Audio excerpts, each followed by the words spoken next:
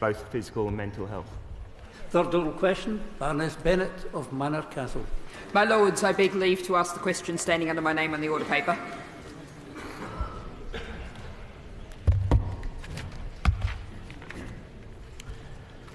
Observed associations between ultra-processed food and health are concerning, but it's unclear whether these foods are inherently unhealthy due to processing or due to their nutritional content.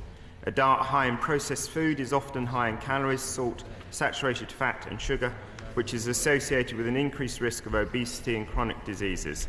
This continues to be the basis of our dietary guidelines and policies to tackle obesity and poor diets.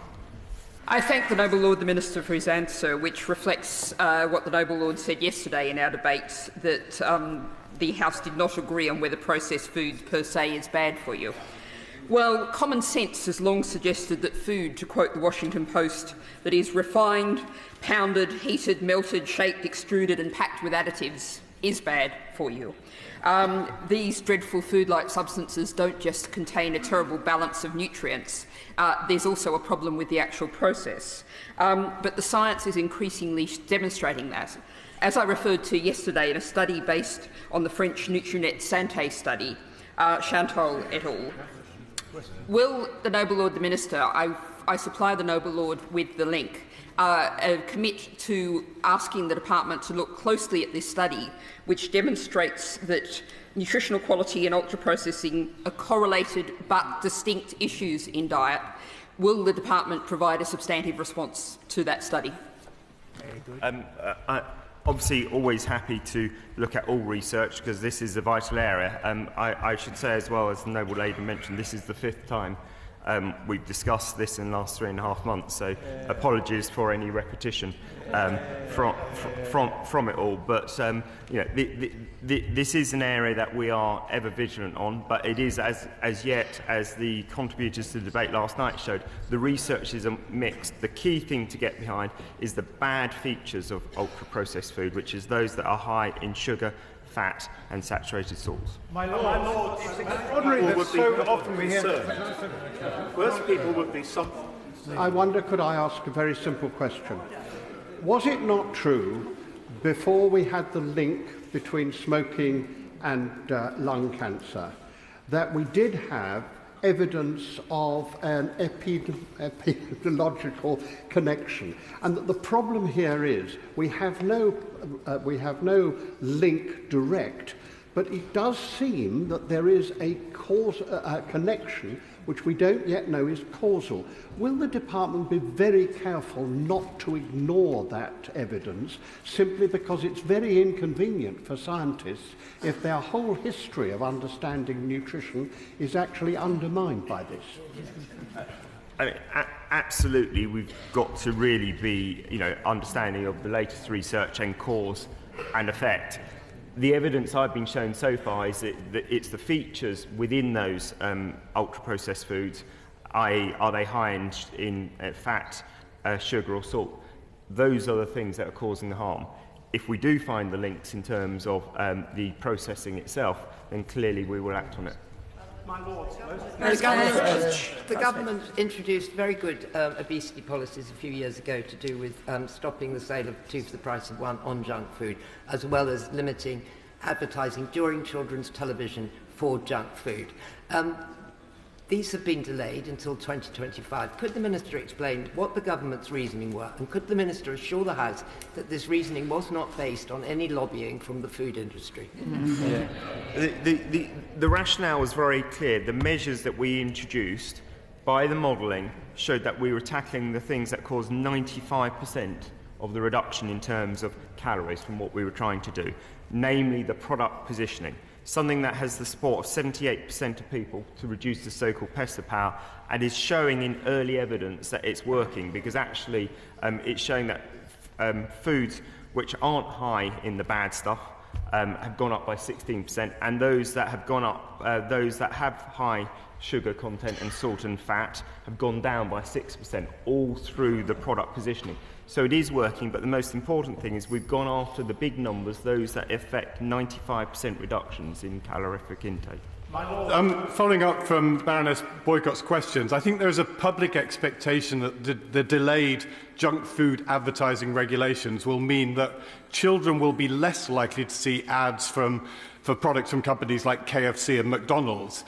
But my understanding from previous comments from the Minister is that the government's expectation now is that the advertising will carry on just as before and children will continue to see just as many ads, albeit with the products reformulated to get round the ad ban. Is that correct? Well, I've said many times the prize is absolutely reformulation because, I don't think any of us should have a problem per se with the food if the bad stuff is taken out.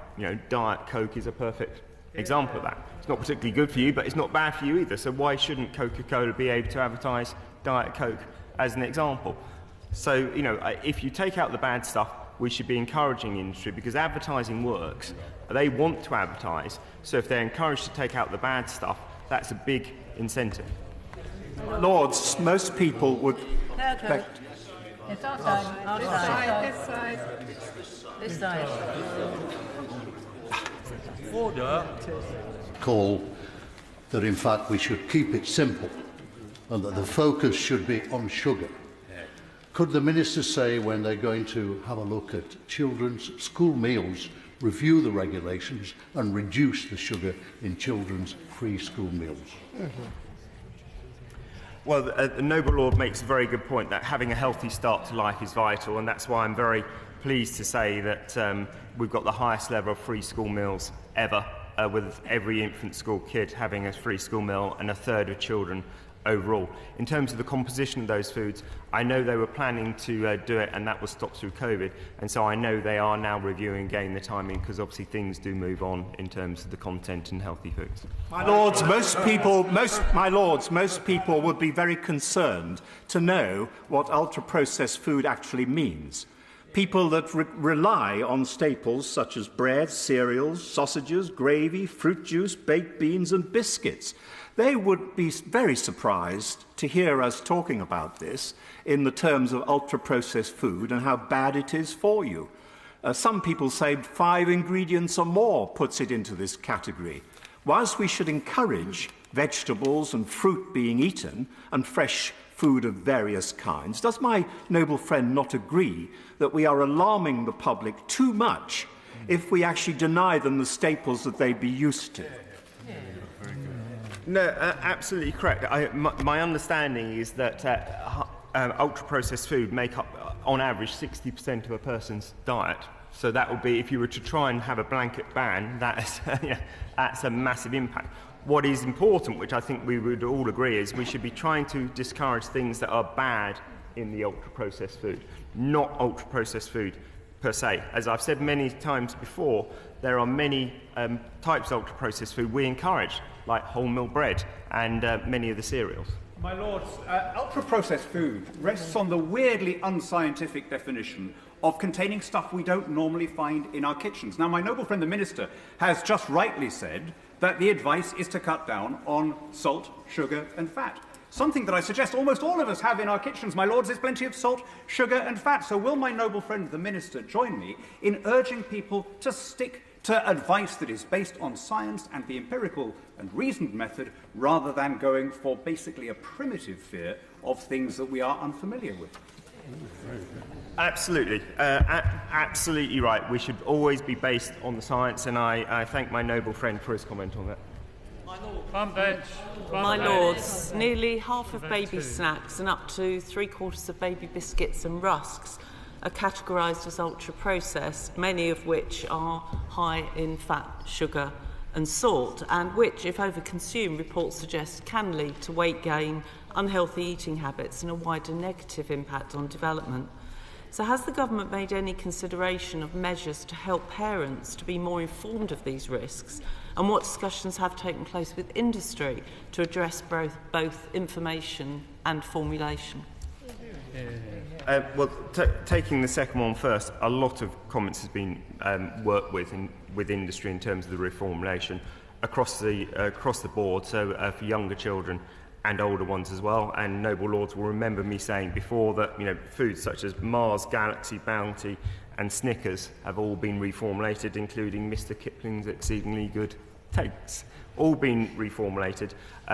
But clearly we need to look across the board on it all, and I know they are working in the young persons area as well, and I'm happy to follow that up in writing with the precise details. My Lords, in yesterday's QSD on ultra-processed foods, the Noble Lord the Minister spoke about he himself had recently made a sound choice due to calorie labelling. I'd therefore like to ask him, what will the government do to help and encourage SMEs with fewer than 250 employees to show calorie labelling on non-pre-packed food and drinks? It is a good point my noble friend makes. As I say, I gave an example where it affected my own behaviour, and I'm sure we've all got examples where we've looked at the menu and thought, oh, do I really want that choice? Is it worth the extra calories it involves in that? We want to get it proportionate, so whilst we want to encourage as many companies as possible to take it up, we actually appreciate for small companies that is quite a bit harder, but we are working with them to introduce it voluntarily if they can. Fourth oral question, Baroness Taylor of Stevenage.